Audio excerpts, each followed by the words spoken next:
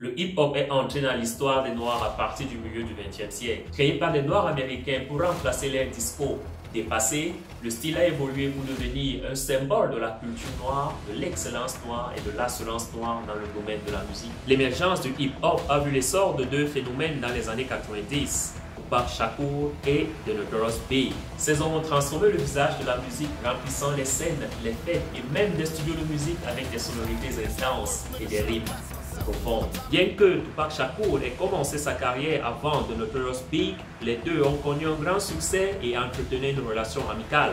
Enfin, tout au début. En cheminant dans leur carrière, ils sont devenus les pires ennemis, portant la rivalité Est-Ouest déclenchée par l'essor du hip-hop à un tout autre niveau, alors qu'ils s'engageaient dans ce qui a été décrit comme étant la plus grande rivalité de l'histoire du hip-hop. Le 7 septembre 1996, Tupac Shakur a été assassiné à Las Vegas lors d'une fusillade en voiture. 6 mois plus tard, le 9 mars 1997, The Notorious Big a été assassiné à son tour à Los Angeles lors d'une fusillade en voiture. Ces tristes événements ont marqué l'apogée de la rivalité Est-Ouest et sont restés des mystères non résolus jusqu'à ce jour.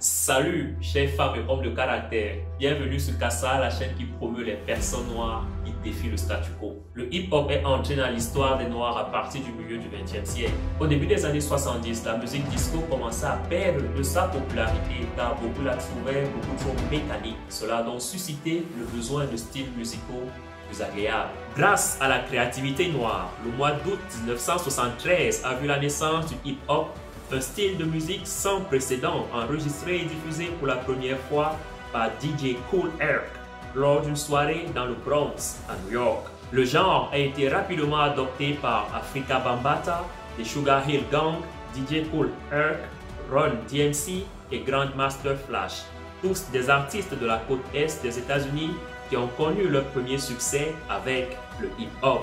Ils ont forgé leur style et leur présence dans le milieu de la musique grâce à un mélange continu de métaphores, de rimes plus profondes et de sonorités plus agréables. En 1987, un groupe d'artistes constitué de Dr. Dre, Eazy-E et Ice Cube a formé NWA, abréviation de Niggas with Attitudes. Ils ont introduit le style gangsta rap du hip-hop dans la côte ouest des États-Unis. Leur album Straight Outta Compton, sorti en 1988, a fait la une des journaux en dépeignant le racisme, la marginalisation des Noirs et la brutalité policière, notamment le désormais célèbre single F da Police. Ce succès a suscité une large couverture médiatique, l'admiration du public et bien sûr la popularité de la côte ouest dans le hip-hop. Les côtes est et ouest étaient alors entrées dans une ère de concurrence impitoyable. Alors que la côte ouest est rapidement devenue célèbre, la côte est, déterminée à rester sous le feu des projecteurs, a vu naître des albums à succès tels que Enter the Wu-Tang 36 Chambers, The Wu-Tang Clan en 1993 ou encore Illmatic de Nas en 1994. La concurrence est-ouest s'est accentuée avec la création de deux labels de musique, Death Row Records et Bad Boy Records.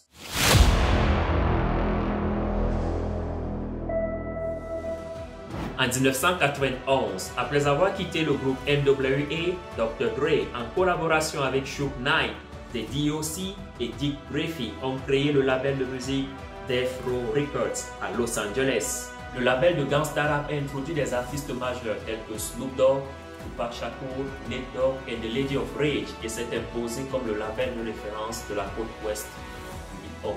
Suge Knight s'est fait la réputation de briser les barrières, même par des moyens illégaux, pour scier de nouveaux artistes dans le label et bénéficier de leur succès.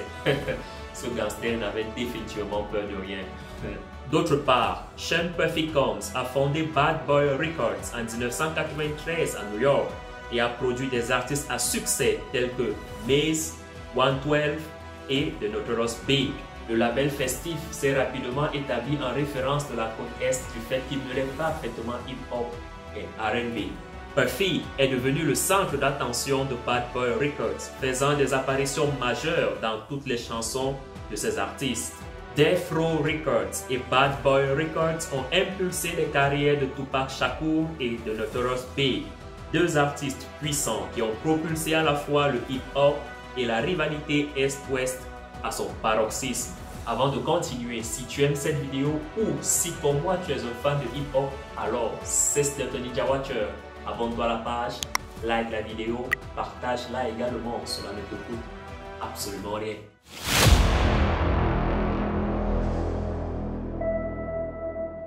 Tupac Amaru Shakur est né le 16 juin 1971 à East Harlem, à New York, sous le nom de Lisan Parrish Crooks. Avant de faire de la musique, il a fréquenté la Baltimore School of Arts, mais n'a pas obtenu son diplôme car sa famille a déménagé en Californie avant la fin de son cursus. En Californie, il a rejoint le groupe de rap Digital Underground et a joué sur les albums This Is an EP Release et Sons of the Peak de Digital Underground. Fin 1991, Tupac a sorti son premier album solo, Tupacalypse Now. Ses chansons dépeignaient le racisme et l'injustice sociale aux États-Unis. L'album a par la suite été crédité de ventes très élevées, faisant ainsi de Tupac une célébrité. Christopher George Lator Wallace, connu sous le nom de scène de Notorious B, quant à lui, est né le 21 mai 1972 à Brooklyn, à New York. Wallace était inscrit dans une école catholique romaine et a ensuite déménagé dans une école secondaire publique. Il a abandonné l'école, s'est fondu dans la rue et a développé ses talents dans le gangsta rap. Britannica rapporte qu'il a enregistré un mémo sous le nom de scène Biggie Smalls. En 1993, Sean Puffy Combs signe de Notorious Big chez Bad Boy Records et peu de temps après, il sort son premier single Party and Bullshit. Le morceau a attiré l'attention de Tupac qui à cette époque était déjà un artiste bien connu.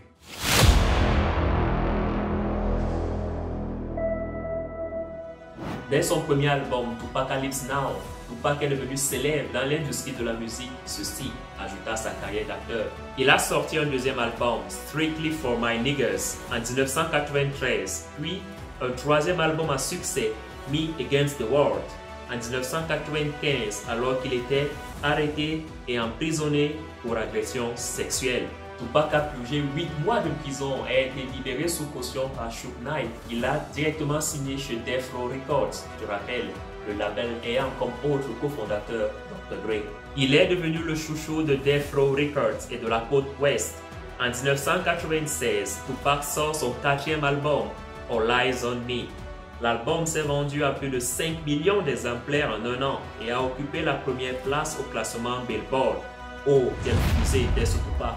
Tupac a également fait des apparitions dans les films comme Poetic Justice en 1993 aux côtés de Janet Jackson, Bullet en 1996 et Gang Related en 1997.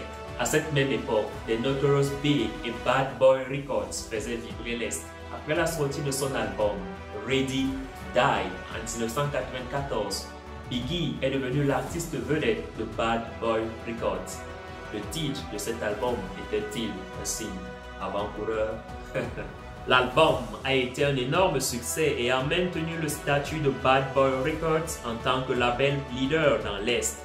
Pendant ce temps, Tupac Shakur et The Notorious Big développaient des liens étroits, voire même d'amitié. Avant de continuer, si tu aimes cette vidéo ou si comme moi tu es un fan de hip-hop, alors c'est Stephen Ninja Watcher. Abonne-toi à la page, like la vidéo, partage-la également, cela ne te coûte absolument rien.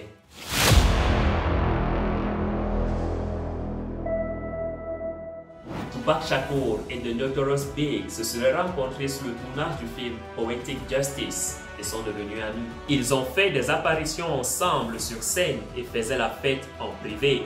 Étant sous le feu des projecteurs en tant qu'artiste et acteur de cinéma, Tupac a agi en mentor pour The Notorious Big, qui à l'époque était peu connu en dehors de Brooklyn. Après l'ascension de Tupac vers la célébrité, Biggie a emboîté le pas. Leur amitié n'aura finalement duré que jusqu'à la date fatidique du 30 novembre 1994.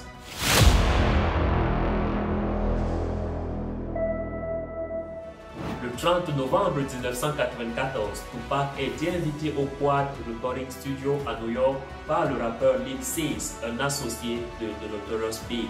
À son arrivée, il a été battu, volé, s'est fait tirer 5 fois dessus et a été laissé pour mort par des voyous. La présence de The Notorious Big et Puffy dans le studio au moment de l'attaque ont convaincu Tupac que les deux avaient orchestré l'atteinte à sa vie. Je me demande toujours comment il a survécu à cet assaut, comme quoi il était véritablement en mission. Cette agression a conduit à la rupture de l'amitié entre Tupac et Biggie. Après son rétablissement en 1995, Tupac a été arrêté et emprisonné pour agression sexuelle. Le 21 février 1995, The Notorious Big a sorti le single ou Shortia.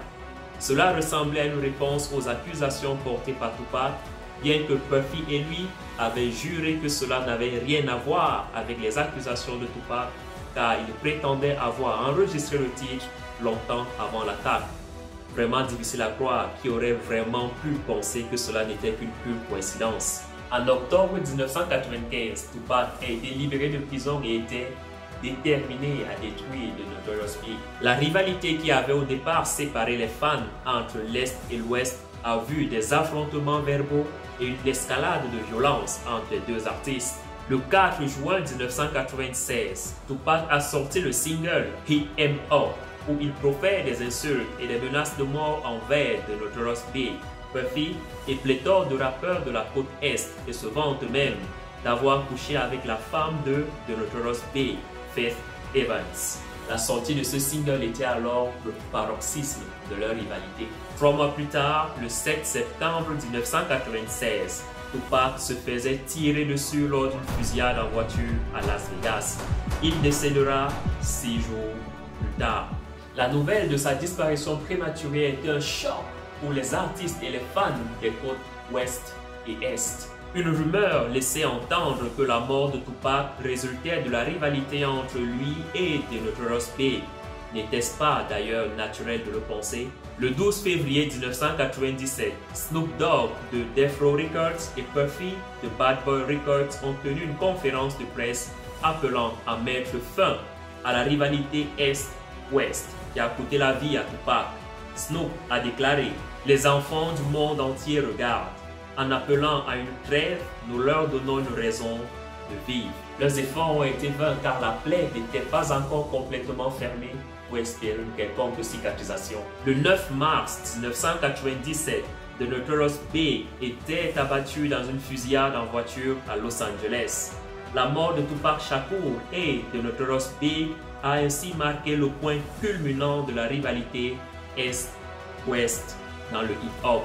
Avant de continuer, si tu aimes cette vidéo ou si comme moi tu es un fan de hip-hop, alors c'est Steph Ninja Watcher. Abonne-toi à la page, like la vidéo, partage-la également, cela ne te coûte absolument rien.